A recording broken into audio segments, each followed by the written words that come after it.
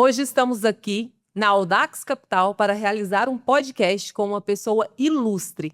Prazer, seja muito bem-vindo, João Vitor, que é sócio e mentor do G4, uma empresa que foi construída para liderar executivos de todo o Brasil. Seja muito bem-vindo, João Vitor, prazer recebê-lo mais uma vez. Muito obrigado pelo convite, prazer estar aqui com a Audax, estar com a gente desde o começo, né? A gente está conversando. Pedro comprou turma 1, mas foi na turma 4, né? Foi, desde o comecinho. Então dá desde o comecinho no G4. Começou antes de mim, você começou na turma 4, eu entrei no G4, estava na turma 7, se eu não me engano. E no clube eu fui, acho que um dos primeiros 10 membros também lá. Um fundador lá, hoje Foi. a gente nos Eagles. Estamos lá até hoje. Bom. O assunto aqui hoje é sobre tecnologia, é sobre IA. E uma pesquisa da McKinsey fala que as empresas hoje que têm IA é entre 72% e 88%. Mas as que aplicam de forma efetiva representa somente 6%. Então, a que busca ter uma maturidade, uma profundidade e utilizar a IA para, de fato, gerar um resultado real. Qual é a sua visão sobre isso? Eu vejo assim, tem uma frase do Mariano, fundador da Vetex, que ele brinca que a maioria das pessoas está usando IA por esporte. E eu faço a seguinte analogia. Fazer esporte é bom pra você? Eu acho que todo mundo vai concordar que é. Então, se você pegar e praticar algum esporte regularmente, você vai ter mais saúde. Mas não é porque você pratica algum esporte que você quer necessariamente ser o campeão do mundo naquele esporte, o medalhista olímpico naquele esporte. Qual que é o problema? É quando alguém que pratica o esporte de maneira amadora, que é bom para sua saúde, começa a querer ir para esse nível campeão mundial sem se preparar corretamente. Aí o esporte que no nível amador era bom, aumenta a chance de lesão, de você se machucar, de você fazer uma besteira que não deveria fazer. E eu vejo que a adoção de IA nas empresas, ela hoje está muito na IA por esporte, que é bom porque o nível médio hoje, infelizmente, de qualificação nas empresas é tão baixo que só de você, literalmente, jogar uma ideia que você tem no ChatGPT pago lá no 5.5 Think, me dá um feedback dessa ideia, provavelmente já vai te ajudar. Só que as empresas saem disso para começar a fazer coisas, por exemplo, token maxing, né? Vamos não, coloca token para todo mundo, token por token, não pensa, sai construindo 50 mil soluções sem entender se ela gera valor ou não para o negócio, que é a pessoa que jogava lá o futebol dela de vez em quando, fazia um treino ou outro, querer ir pro campeonato, ou eu corro de vez em quando e vou tentar fazer a maratona. Você vai se ferrar. E eu vejo que é isso que está acontecendo com as empresas. Então, quando eu falo, olha, quando eu vejo pesquisas como essa, que muitas empresas estão usando IA, eu vejo isso no G4. 80% mais, 90% mais, dependendo da turma.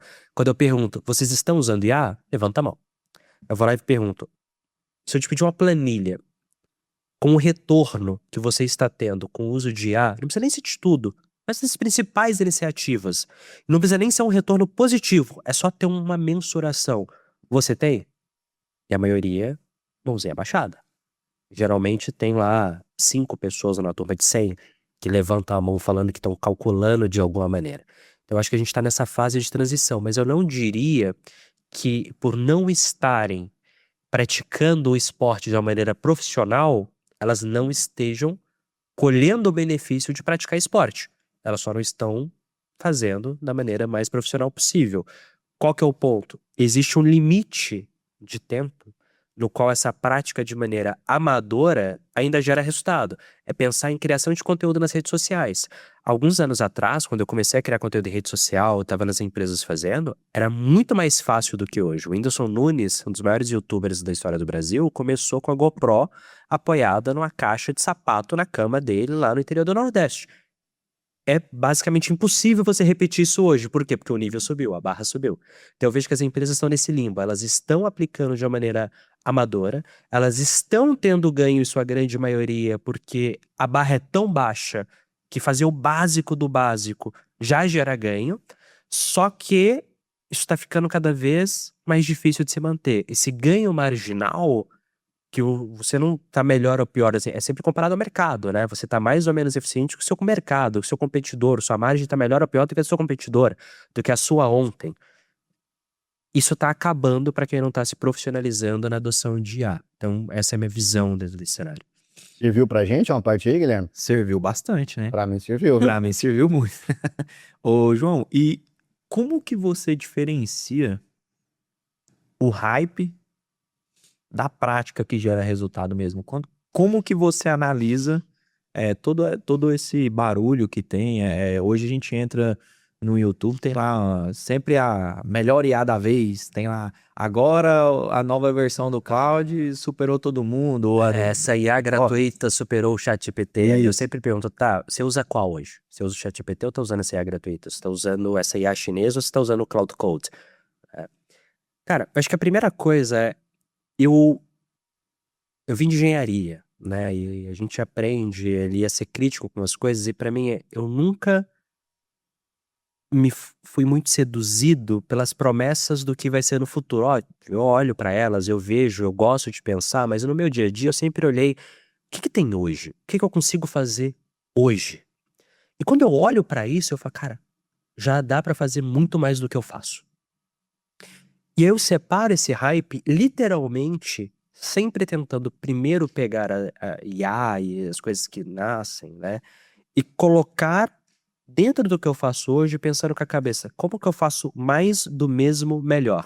Não necessariamente eu vou fazer exatamente o mesmo processo da mesma forma, até porque para tirar o máximo de proveito da IA, muitas vezes você tem que mudar a forma de se fazer as coisas, mas eu tento primeiro fazer a mesma coisa que eu fazia antes. Exemplo, eu preciso produzir uma aula nos programas de imersão do G4.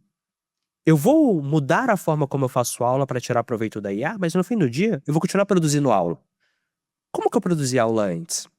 Qual que era o custo? Qual que era a volumetria? Qual que era a qualidade de cada aula? Como que eu mensurava essas coisas? Então, eu tento entender quais processos eu executo na empresa.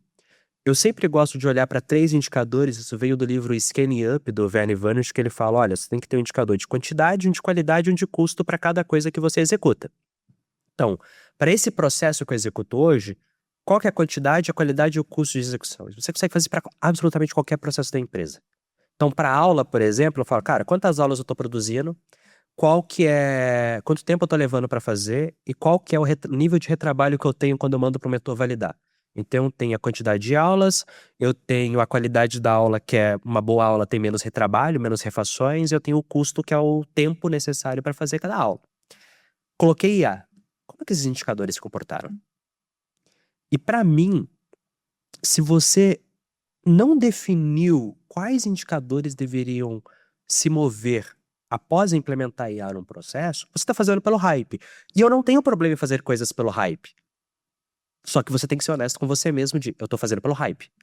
Eu tô fazendo porque eu acho legal. E eu faço muita coisa que é porque eu acho legal, porque eu acredito que você tem que ter uma fase meio exploratória quando surge algo, sabe? Assim, cara, vamos experimentar, jogar nos lugares, ver onde... E tudo bem, mas isso tem que ser uma parte razoavelmente pequena, e a maior parte da sua adoção tem que ser, agora que eu tenho uma certa noção do que dá ou não dá pra fazer, deixa eu pegar processos de verdade, com números de verdade, e ver o antes e depois da implementação, como que isso fica. E no mais, cara, eu tento olhar numa lógica de, faz sentido eu estar gastando tempo com isso? Para minha operação, para o que eu quero fazer, para os meus objetivos, isso aqui faz sentido? Aí eu vou dar um exemplo simples, né? Vira e mexe, alguém fala um novo modelo open source muito melhor do que...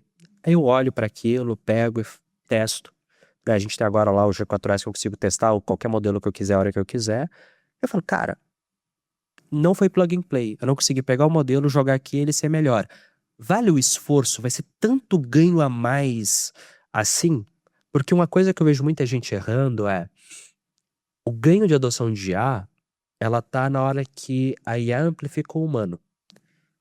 Não tá na hora que tem uma outra IA ainda mais barata. Porque a tendência é ficar mais barato, a tendência é ficar melhor. Todos os indicadores mostram isso. Então, cara, por que eu vou ficar gastando tempo com essa hypezinha do modelo novo e não sei o quê? Eu gosto de testar quando esse novo modelo desbloqueia um novo caso de uso que não era possível antes. Me dá isso aqui, deixa eu testar esse novo caso de uso na fase mais exploratória mesmo, vamos ver. Parece que dá conta? Porra, pareceu que dá conta. Tá, então agora vamos fazer o teste de verdade, saindo da hype, colocando o número, mensurando antes e depois, entendendo o que ele gera de ganho. Então, eu gosto de pensar dessa maneira. E você falou um negócio muito interessante que é sobre amplificar o potencial humano ali, né? E outro dia eu vi um corte do Akita no Flow e ele fala um negócio que eu achei, assim, muito, muito fantástico. Ele fala, tipo, a IA, ela tem um potencial de multiplicar a capacidade humana, sei lá, em 10 vezes, vamos chutar um número aí, em 10 vezes. Só que da mesma forma que ela amplifica a sua inteligência, ela pode amplificar a sua burrice também, né? Então, assim, se você for um cara que não estuda muito, não dá muita atenção para as coisas, às vezes você vai executar um processo ali na IA, que às vezes é um processo burro, é uma coisa que você está fazendo assim que não faz tanto sentido, e acaba que aquilo ali vai multiplicar o seu resultado ruim, né? Então, a gente tem que tomar muito cuidado com o que a gente faz, com o que a gente replica da IA, o que a gente passa para frente. Não é só jogar e dar um Ctrl+C e um Ctrl+V. Acho que tem duas coisas legais sobre isso, né? Assim, primeira coisa, vibe coding mesmo. Dá para qualquer pessoa construir um produto hoje. Ponto. Vai ser o mais escalável, mais seguro. Tá, mas dá para construir. Você abre um Replit, um Lovable, você consegue construir o seu próprio CRM. Não é o Salesforce. Tá, mas a pessoa não tá tentando competir com o Salesforce, ela quer construir o CRM dela. Mas não é porque dá que você deveria. Eu acho que quando a gente fala de IA, ela, por reduzir a barreira e a dificuldade de fazer algumas coisas, as pessoas começam a fazer as coisas sem pensar se elas deveriam fazer. E aí, eu acho que esse é um grande desafio. E volta pra mim no ponto onde eu não enxergo a gente delegando para IA, pelo menos não em sua totalidade, que é a tomada de decisão. O que deveria ser feito ou não? Qual que é a melhor forma de A fazer gente ou não? fala muito disso aqui dentro, porque a gente incentiva muito o uso de IA e automação aqui. Todo mundo quer agora automatizar até coisas idiotas, né? Eu falo, cara, todo mundo quer automatizar tudo até para mostrar que está dando ideia, está sugerindo algo. Então, esses dias mesmo a gente tá tendo um problema na cozinha lá de chamada. Aí o pessoal, não, vamos automatizar, vamos trazer aqui pro Audax Star e tal. Eu falei, gente, é só você pôr uma folha na porta e todo mundo assina ali quem teve a presença ou não. Aí vai ter que automatizar todo mundo. Então, são certos exemplos. Então, assim, tem que ver se de fato aquilo vale a pena, né? Não, e assim. E aí, pra mim, tem um ponto que eu tenho visto. Durante muito tempo, as pessoas falaram, né, que quem tem sucesso é o aluno lá do fundão, que. E o que eu vejo quando a gente fala Ué, é de do fundão, IA, viu, Pedro? Também, infelizmente. quando eu vejo Mas não temos orgulho. a galera de IA, as pessoas que estão melhor usando eram o CDF que estudava, pelo que você falou. É entender a fundo como é que funciona, quais são as limitações. Deixa eu testar isso aqui a fundo, deixa eu questionar e entender como de fato melhorar o processo. E eu vejo que essa capacidade de aprendizado e curiosidade intelectual, elas são fundamentais para que você consiga tirar o máximo de proveito possível dessa ferramenta e você controlar a ferramenta, ao invés de ser uma caixinha de perguntas glorificada ou a ferramenta te fala qualquer coisa e você só aceita. Então, uma coisa que a gente está falando bastante aqui dentro da Audax é que agora, ainda mais que a mão de obra reduzida em quase todas as empresas, a gente precisa de menos pessoas e vai ter uma eficiência maior, só que a gente precisaria daquela pitada de artista por trás da máquina ali agora, né? Criatividade ali. Da criatividade, de uma pessoa esperta, de uma pessoa, talvez ela não precisa ser nem tão inteligente, mas se a só dela for esperta e criativa, ela já vai conseguir entregar um bom resultado com a IA, né? E tem uma frase que eu gosto muito que fala que nada substitui uma máquina, mas nada substitui um homem com a máquina. Então o homem com a máquina ele consegue potencializar muita coisa, né? Muita coisa. Não, E aí é aquilo, tipo assim.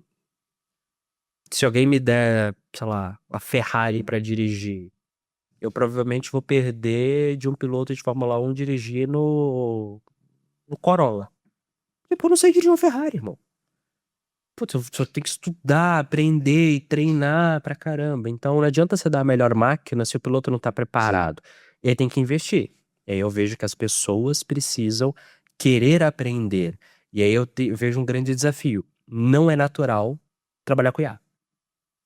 Tipo, tava dando um exemplo Qual foi o último software que quando deu um problema você perguntou pra ele, como é que corrige isso aí?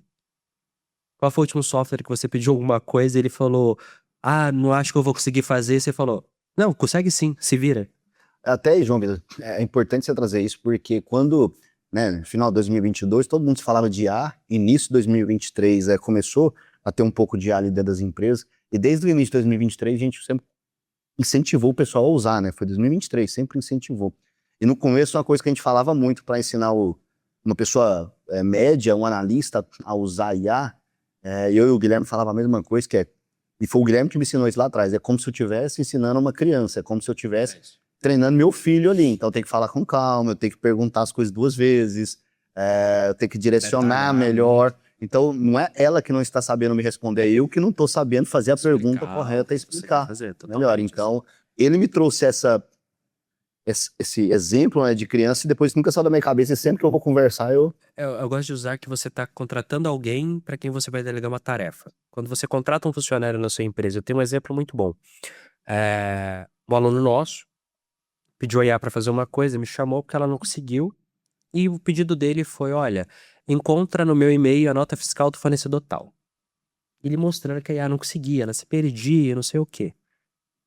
Aí ele fala, cara, acha pra mim. Aí ele abriu o e-mail e pesquisou por um outro nome, que não era o nome do fornecedor. Por que você fez isso? Ah, porque esse fornecedor, quem me envia o representante comercial dele, e a nota vem no nome do representante comercial. Eu falei, vamos fazer uma coisa? Se você fosse treinar alguém que você contratou pra achar essa nota fiscal, você ia falar para ela o nome do fornecedor e ia falar quem enviou a nota fiscal pra ela buscar. Ah, eu teria falado quem vai enviar a nota fiscal. Por que você não fez isso pra IA?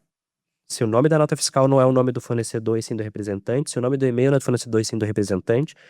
Mas, de novo, é isso. As pessoas ainda não possuem internalizado um modelo mental de como interagir com a ferramenta. E isso é importante que seja desenvolvido para tirar o máximo de proveito. E aí eu gosto dessa analogia.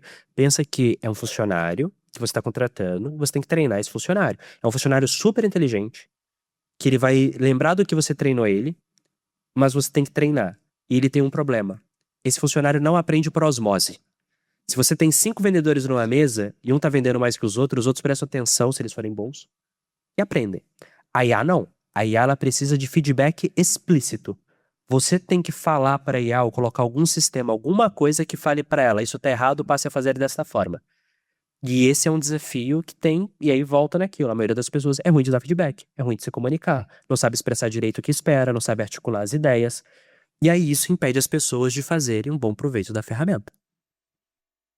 é uma boa, até tem que treinar as pessoas a darem mais feedback, né, para IA, até para elas aprenderem para depois devolver para os colegas aqui dentro, porque para os colegas já é difícil, começa pela IA e depois vem para os colegas. Isso. Ô, João, mudando um pouco de assunto aqui, eu queria te fazer uma pergunta do que você acha, qual que é a sua opinião a respeito disso, né? Em 2022, o Twitter foi comprado pelo Elon Musk. E na época que ele fez a compra, né, todo mundo criticou bastante, foi uma compra ali bem confusa, o valuation da empresa caiu muito depois disso. Só que desde a época que ele comprou, eu sempre pensei, cara, tem alguma coisa por trás aí, eu imagino que seja toda a informação, todos os debates ali, todos os twitters que tem, porque o Twitter, ao meu ver, é o lugar onde tem mais post de pessoas inteligentes, diferente do Facebook, Instagram, onde que tem muita porcaria, no Twitter não, é diálogo ali, debates inteligentes. Eu mesmo tô lá para seguir o pessoal do mercado financeiro. E quando ele fez essa compra, muita gente criticou e não entendeu o motivo. E eu sempre, desde o primeiro ano, eu falava aqui dentro, ele fez essa compra pensando lá na frente, esses dados aqui. Com certeza ele vai usar isso na IA, com a IA dele lá na frente, né? E é o que está acontecendo, pelo visto, agora. Qual que é a sua opinião a respeito disso? Você acha que eu estou viajando aqui na minha tese ou tem um pouco de sentido? Eu acho, vamos lá. Eu acho que ele pagou caro, ponto, e ele mesmo viu isso. Agora, parte de comprar, sem dúvida nenhuma, foi pensando no benefício que isso geraria como uma base de dados para treinamento de IA. O que faz uma IA ser boa? A base sobre a qual ela foi treinada.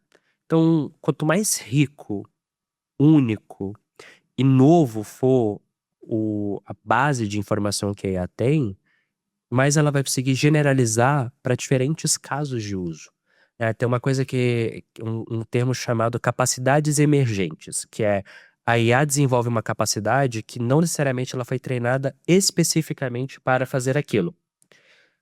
O que que faz a IA ter uma capacidade emergente maior e logo ela conseguir resolver mais problemas ou dar mais jeitos de resolver diferentes problemas e por consequência ser mais útil? A base de treinamento.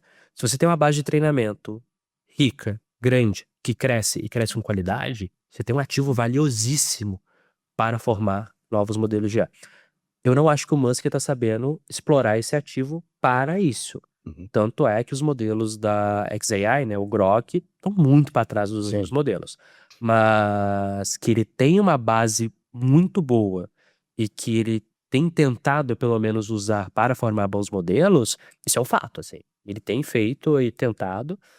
Não está conseguindo, mas assim, eu gosto, o Charlie Munger, né, que falava, eu não vou apostar, não dá pra apostar contra o Musk. Eu posso até não apostar a favor, mas contra jamais. Se tem um cara que consegue, assim, se alguém vai conseguir, é ele. Então eu não apostaria contra. E até no prospecto mesmo que saiu agora, acho que semana passada ou retrasada, eu li uma parte dele, né, do IPO da SpaceX. Ele fala o tempo inteiro de IA, o tempo inteiro, né, que ela não vai ser apenas uma empresa espacial, né, que vai ter muita IA envolvida ali. Então, alguma coisa estratégica dessa compra do Twitter dele lá atrás vai tirar para trás. Teve, não, isso eu tenho certeza, assim. E no fim do dia, eu acho que ele viu isso. E assim, eu acompanho o Musk há muito tempo. Eu já fui muito fã do Musk, muito mesmo. Eu perdi um pouco da admiração quando teve aquele episódio do Fund Insecurity, né, pra fechar. Porque como eu fui de mercado financeiro, eu vi o que esse tipo de manipulação gera no mercado, eu vi que ele perder dinheiro e manipula tal. pra caramba. E ali, por conta disso, quebrou um pouco do encanto que eu tinha. Mas ele é um cara, assim, com a capacidade de fazer a visão dele se concretizar, absurdo. Absurdo, assim. Eu não acredito que nós tenhamos hoje vivo alguém comparável ao Musk nessa capacidade de, cara, a minha visão é essa e eu vou dar um jeito dela se concretizar. Então, que ele deve conseguir fazer alguma coisa incrível, eu não tenho dúvida alguma. E outra que, diferente da maioria dos empreendedores, dos empresários, ele não é um capitalista, né? Ele é um idealista e ele já comprovou isso. Eu já li os 2 livros dele, eu acompanho ele há muito tempo. Eu sou muito fã dele. Essa questão da manipulação de mercado, sim, que é o que denigra a imagem dele aí. No Bitcoin mesmo, nas cripto, ele faz isso a vida inteira. E até hoje continua fazendo, que é bizarra a forma que ele faz, velho. Chega a ser criminosa, mas até nisso também admiro ele, da capacidade que ele tem de ser inteligente e conseguir fazer, né? Não, isso é inegável. Mas ele é forte. Pensando sobre a IA na operação, para você, o maior ganho está em reduzir custo, ganhar velocidade ou melhorar a decisão? Depende do prazo. A longo prazo, sem dúvida nenhuma, melhorar a tomada de decisão. Beleza? Se você parar e pensar, qual que é a tendência natural das coisas? Elas vão ser cada vez mais... A execução vai ficar cada vez mais fácil e barata. Qual que vai ser o desafio? Saber o que executar. Então, a longo prazo, para mim, é inegável que o maior ganho será melhor tomada de decisão.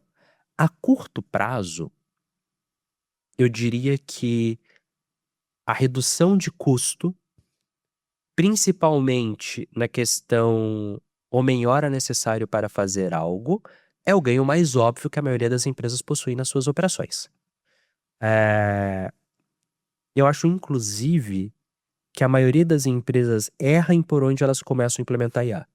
A esmagadora maioria dos casos deveria estar olhando muito mais como a IA, como um cowork ajudando ali, né, um parceiro para o time executar as tarefas administrativas, gestão, dentro do negócio com mais assertividade. Por exemplo, quem é gestor que fica esperando alguém trazer o relatório. Tem que pedir a alguém uma informação e aí às vezes não vem no dia, uma análise, a análise não vem como você queria e por isso você não consegue fazer as coisas. Cara, não precisar mais disso. Você ter uma IA com acesso ao seu banco de dados, que tem as instruções por meio das skills corretas ou o contexto correto de como analisar as informações para você, vai acelerar muito, vai eliminar a necessidade de uma cadeira de Business Analyst, que é uma cadeira que se você pegar um júnior hoje, falando de São Paulo, você vai ter um custo de 8 a 10 mil reais por mês, pelo menos, custo para a empresa, né, não necessariamente salário. Se você pegar um bom, a gente tá falando de 12, 15 mil, que você consegue eliminar, ter muito mais rápido do que ele faria E por ter dados melhores mais rápido, tomar decisões melhores que vão gerar mais resultado no negócio. Eu começaria, na maioria dos negócios, olhando muito mais pra isso do que qualquer outra coisa. Agora, não é sexy. Onde que as empresas querem colocar IA? Receita, venda, olhando o cliente final. Que dá. E talvez o maior ganho realmente seja ali, mas também onde é mais difícil, onde tem mais risco, né? Se a sua IA que está fazendo a análise de dados traz um dado errado, se você for um bom gestor bom naquilo, você vai olhar o dado, achar meio estranho, pede um feedback, pede um ajuste, ou então às vezes você pede para 3 IAs diferentes fazer essa análise para você e você compara o resultado para ver. E no pior cenário, beleza, putz, não deu, vou fazer manualmente como faziam os incas. Se a IA vai lá e te faz perder uma venda, você perdeu a venda. Não tem recuperação. Você perdeu a venda. Já era, agora é a próxima venda, aquela ali foi a 0. Então eu vejo que o lugar mais óbvio de colocar nas empresas, num primeiro momento pelo menos, é ajudar o time a internamente executar as atividades meio de maneira mais eficiente, com menos recursos, com mais velocidade, com mais qualidade, para depois você pensar na ponta. A longo prazo, sem dúvida nenhuma, é ajudando a tomar a melhor decisão, porque a execução vai ser, assim, qualquer tarefa que uma pessoa faz hoje, sentada no escritório à frente do computador, ou a IA já consegue fazer ou ela vai conseguir fazer. Ponto. A escolha ou o desafio vai ser, tá, como que eu garanto que ela faça bem, ou escolho quais que eu quero que ela faça, porque vai ter coisa que mesmo ela conseguindo, você não vai querer. Dou um exemplo no G4. A gente tem o nosso sistema de recrutamento e seleção. A IA pode aprovar automaticamente alguém no processo de triagem para ir para a próxima fase. A IA não pode rejeitar automaticamente. Por quê? Rejeitar é o que a gente chama de decisão irreversível. Ela pode ter lido errado e descartado o processo alguém que... Cara, mas isso me deu um insight, porque isso aí que você acabou de falar que faz lá, a gente vai copiar e fazer agora, né? A gente não. Mas o problema do insight é o seguinte, é porque às vezes eu deixo uma anta dentro do meu RH, não deixando a pessoa passar.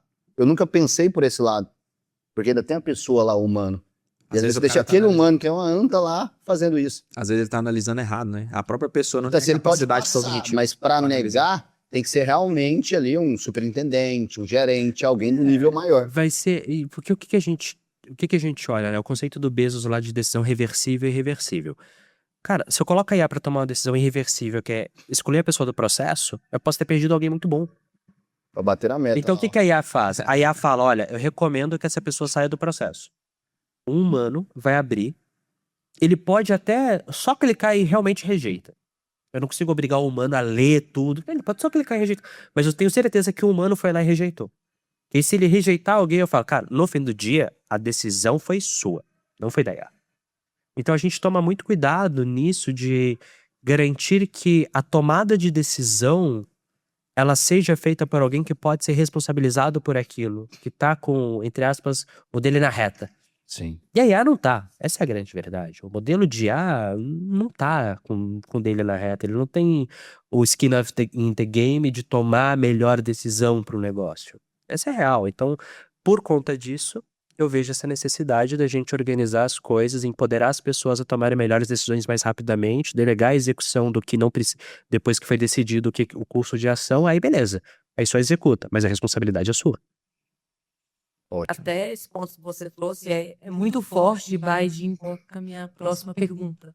Como que a gente, pensando em analistas, gerentes, superintendentes, toda essa escala, numa empresa de 140 pessoas, né, que eu tenho 25 pessoas aí no time de tecnologia, qual é a forma de implementar de forma inteligente a utilização da IA de forma assertiva?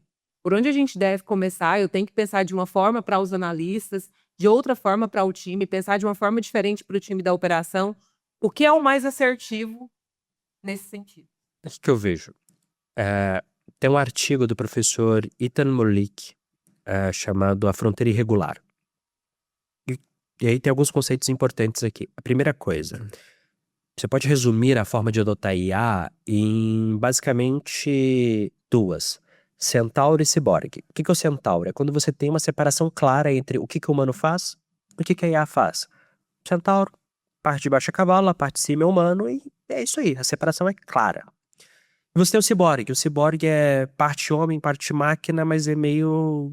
Putz, onde que é homem, onde que é máquina e tá meio misturado. Para cada tarefa, você tem que entender e falar, tá, aqui é uma tarefa Centauro Ciborgue. Eu vou implementar isso aqui automatizando ou amplificando o humano que vai executar aquilo. Então a primeira coisa que você tem que fazer é entender essa separação. João, mas como que eu defino onde colocar a tarefa? Aí vem o conceito da fronteira irregular. O que a fronteira irregular ela diz? A IA não é uma linha reta disso aqui ela é boa, isso aqui ela é ruim. Vamos pensar num vendedor. Ok? O vendedor, ele não só vende. Pelo contrário, na maioria das empresas tem um estudo da Bain Company que fala que o vendedor chega a passar 70% do tempo dele fazendo coisas que não são vender. Exemplo, preencher o CRM não é vender. E seu vendedor passa uma parte do tempo dele preenchendo o CRM. Ouvir as calls de venda dele para notar melhorias que ele deveria fazer. Não é vender. Então, todas essas questões, né, a gente começa a olhar e falar, tá, essa lista de atividades dessa cadeira, quais coisas a IA faz bem? Quais coisas ela faz mal? Pô, a IA preenche muito bem o CRM. Mas a IA, como a gente está falando mais cedo, ainda, e aqui a gente está falando de maio de 2026, ainda não é boa em fazer ligações de áudio em português de longa duração. Então eu vou colocar a IA para preencher o CRM automaticamente, mas eu não vou colocar a IA para fazer uma ligação de áudio em português de longa duração. Putz, então a IA não vai ajudar meu vendedor a vender? Não, mas ela pode pegar as informações que você tem daquele lead, preparar um dossiê para o vendedor se preparar melhor para ele fazer a ligação e se for atendido, ele ter mais chance de converter. Então aqui eu tenho na mesma cadeira de vendedor, uma coisa que a IA vai automatizar 100%, uma coisa que a IA não vai fazer e uma coisa que a IA vai amplificar. E para você conseguir fazer isso, tem que olhar para a cadeia de valor daquela cadeira, as atividades de fato executadas e pensar, para cada atividade, o que eu faço? Qual que é a melhor forma de implementar IA? É automatizando, é amplificando, é uma tarefa que ela é mais ciborgue, que é meio misturada, é uma tarefa que é centauro, que eu consigo separar totalmente? Na dúvida, é muito mais fácil você implementar um ciborgue, um cowork. Ensina para a pessoa o que a IA ela deveria tomar de cuidado ao usar a IA e fala, olha, tudo que você vai fazer, pergunta para a IA como é que você poderia fazer melhor. Pega uma semana e literalmente, essa primeira semana vai ser menos produtiva. Porque todas as atividades que você vai fazer, você vai conversar com a IA e ver se ela te dá uma ideia de como melhorar aquilo. Ela vai te dar boas ideias e ideias ruins. No final da primeira semana, pega tudo que você falou com a IA e olha, o que foi bom? E na segunda semana, você só vai fazer o que foi bom usando IA. E o que foi ruim, você continua fazendo como você fazia. No final da segunda semana, você vai ver, a sua segunda semana foi muito mais produtiva, não só do que a primeira, mas do que as semanas anteriores. Então, no cenário mais idiota, assim, de implementação, mas a prova de dar algum problema muito grande, eu iria para esse. A médio e longo prazo, eu acho que é invariável a necessidade de um real entendimento do que o time de fato faz. Porque eu acho que aqui as pessoas erram muito. Elas não entendem o que de fato o time delas faz, o que de fato as pessoas estão executando no seu dia a dia. E sem entender de fato, você não consegue fazer uma boa implementação. É a pessoa achar que a única coisa que o vendedor dela faz é vender. E quando você olha o tempo do vendedor, vender é o que ele menos faz em histórico, em distribuição de tempo. Aí você vai lá e acha que a só tem que vender e esquece todo o resto. Se ferrou, vai dar ruim. Uma coisa que eu achei interessante que você falou aqui no meio que você estava falando aí é que você deu o exemplo, né, de uma coisa que a IA não faz bem hoje, que é transcrever um áudio em português. Você deu o exemplo que a gente está em maio de 2026. A gente está em maio de 2026. E justamente esse parênteses que você abriu aí falando que a gente está em maio de 2026 para mostrar que ela não faz bem hoje. Porque daqui 3 meses, 6 meses, com certeza isso ela já resolveu. Que foi um exemplo muito bom. Esse ouvinte, quando ele for assistir esse vídeo daqui 6 meses, fala, nossa, mas já tá fazendo, já faz maravilhoso e o cara falou besteira.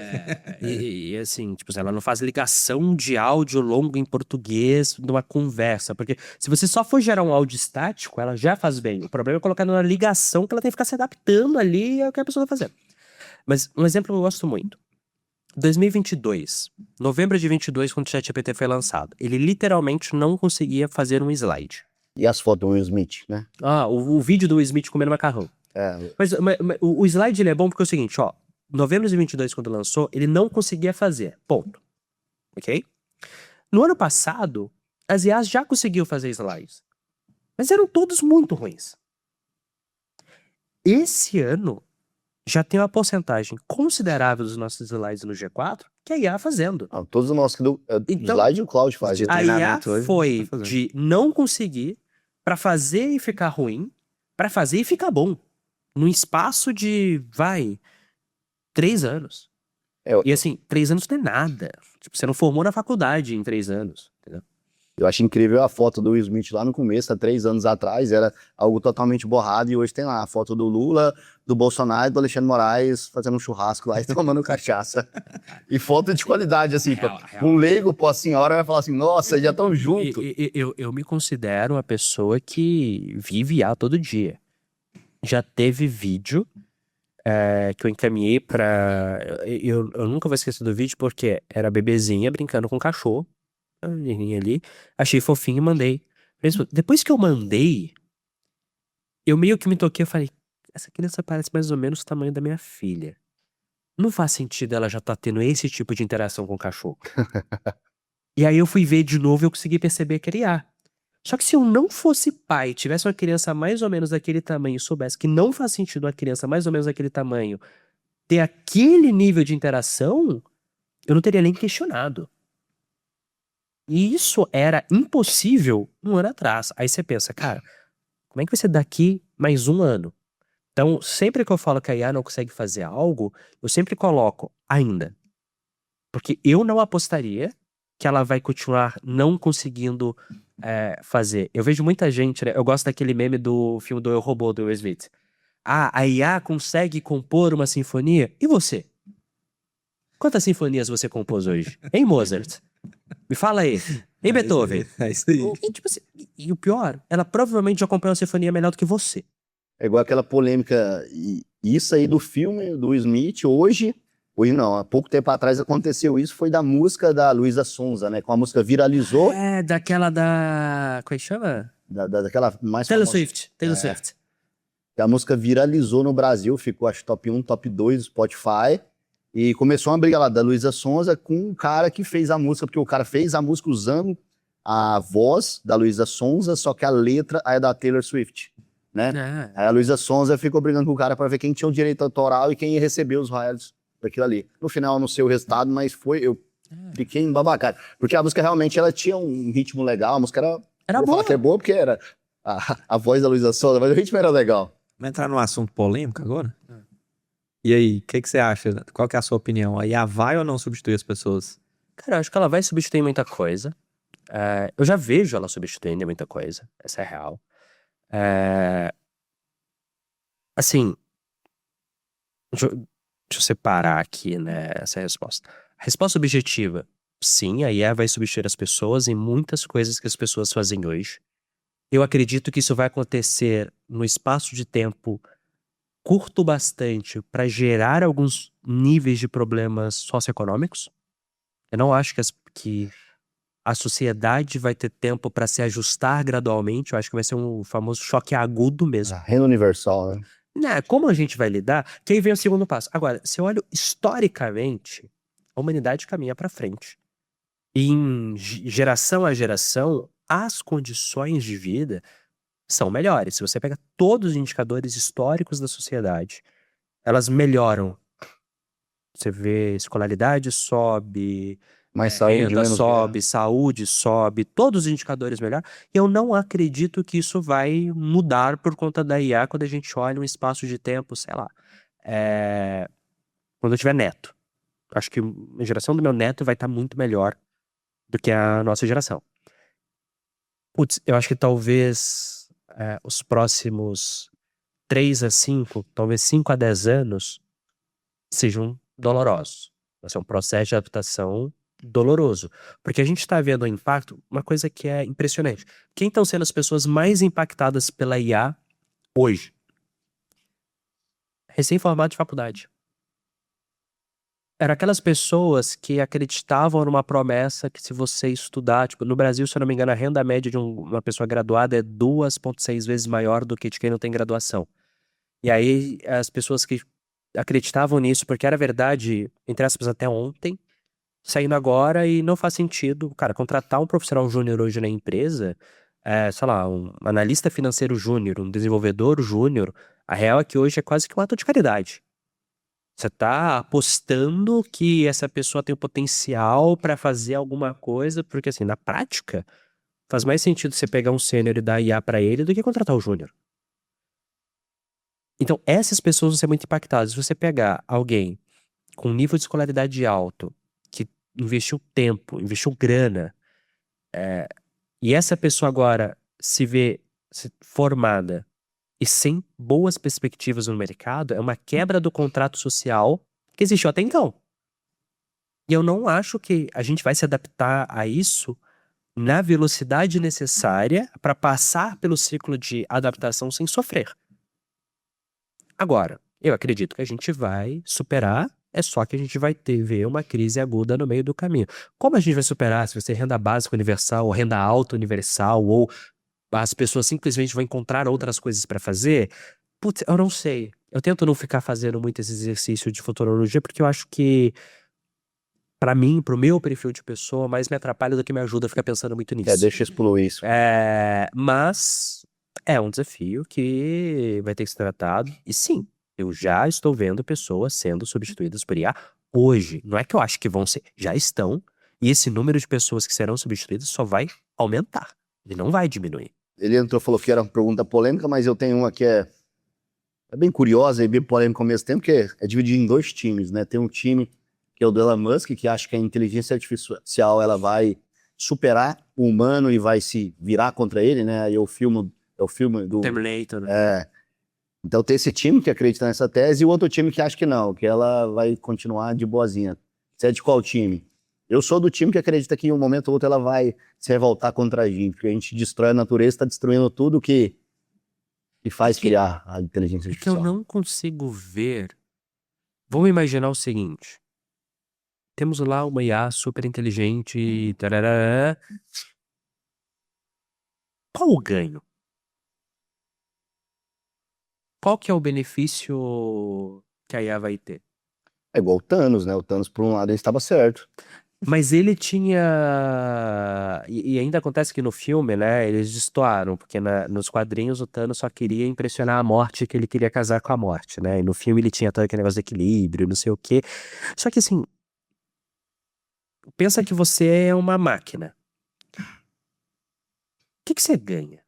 Eu não consigo enxergar, sabe, o ganho, assim, que a IA assumiria que ela teria dado eliminar a raça humana ou algo assim. O que eu acho é porque é o seguinte, tudo que a gente tem é graças à natureza, né? A Justo. gente acredita em coisas irreais. Vamos supor, a gente acredita no dinheiro, na economia, em Deus, né? É um monte de abstração. Um que a monte de gente coloca abstração. e- E a coisa real, a única que existe, que dá tudo que a gente tem, que é a natureza, a gente destrói ela, a cada dia não para de destruir.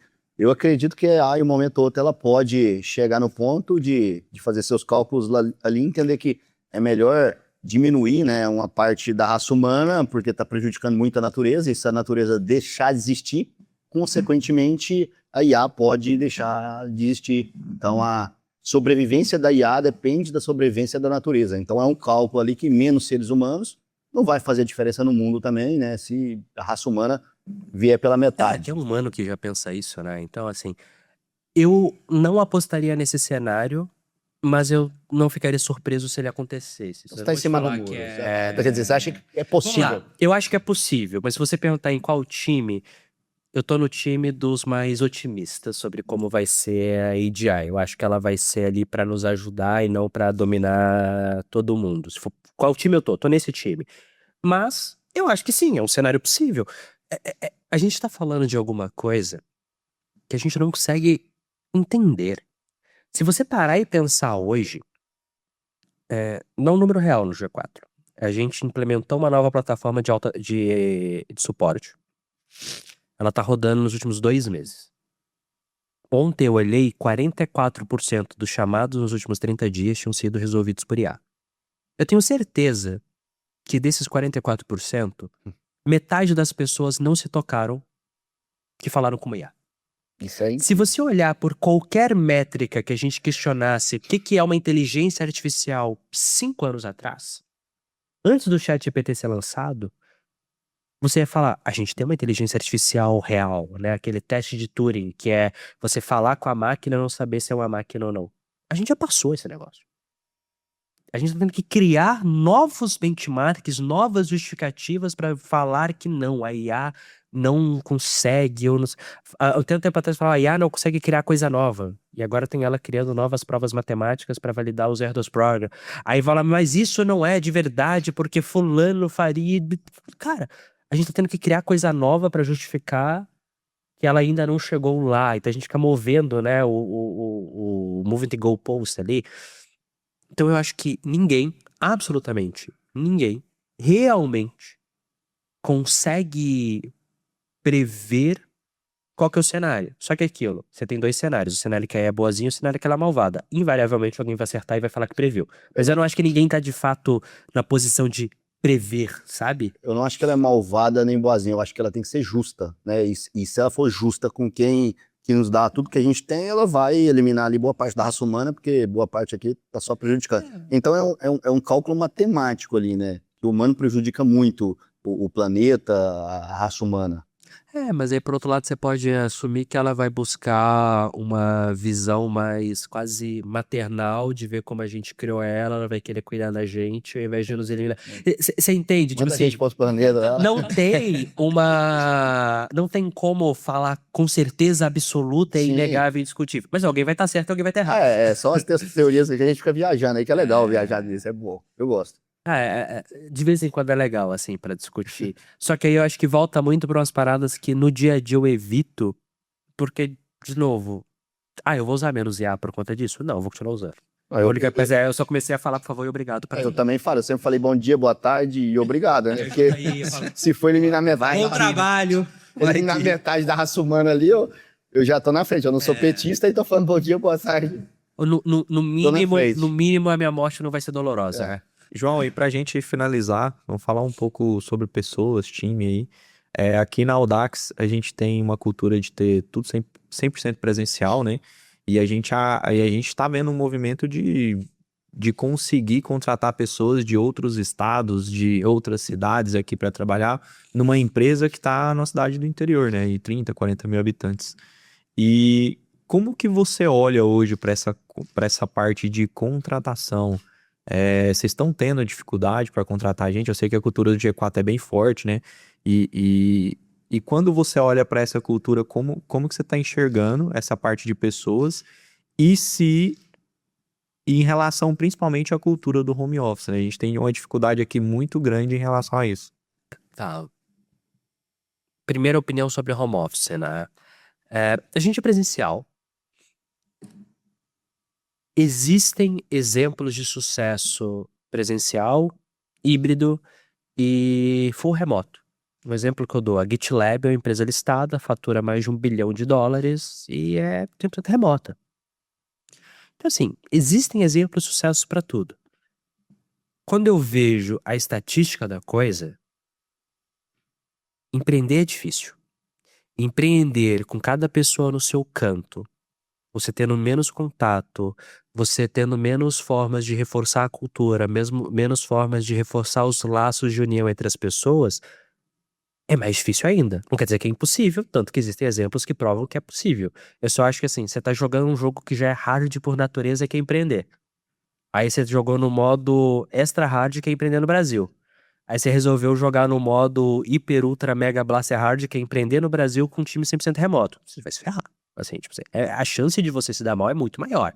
Agora, existem exemplos de empresas com uma abordagem remota e de sucesso. Eu só acho que é muito mais difícil, principalmente se a sua ambição for uma grande ambição. Porque na hora que você olha para a lista das maiores empresas do mundo, das empresas de maior sucesso no mundo, qual que é o padrão? O padrão é elas serem presenciais.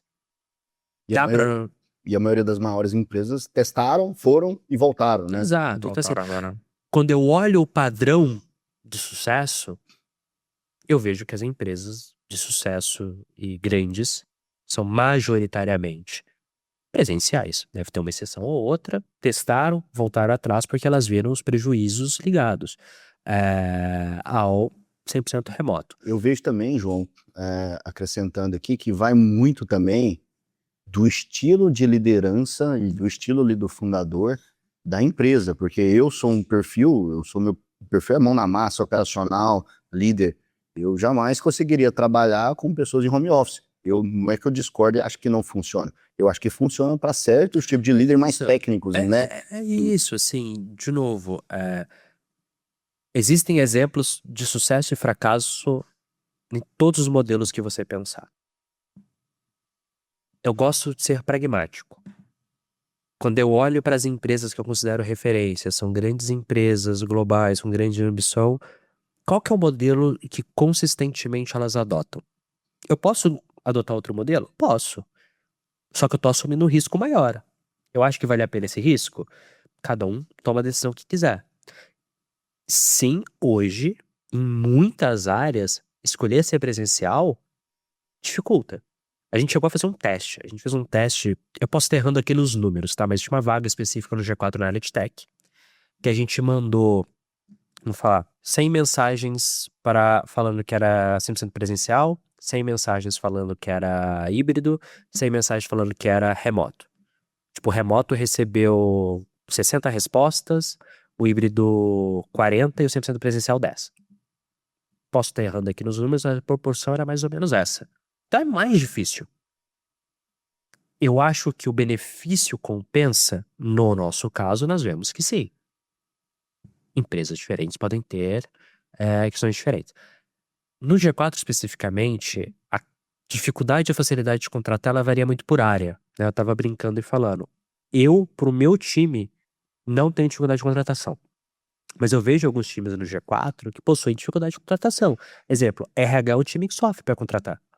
Por quê? Porque os perfis de profissionais de RH, quando vem o tipo de cultura que nós comunicamos abertamente no G4, eles possuem toda uma formação que fala que aquilo é errado, que fala que aquilo é ruim.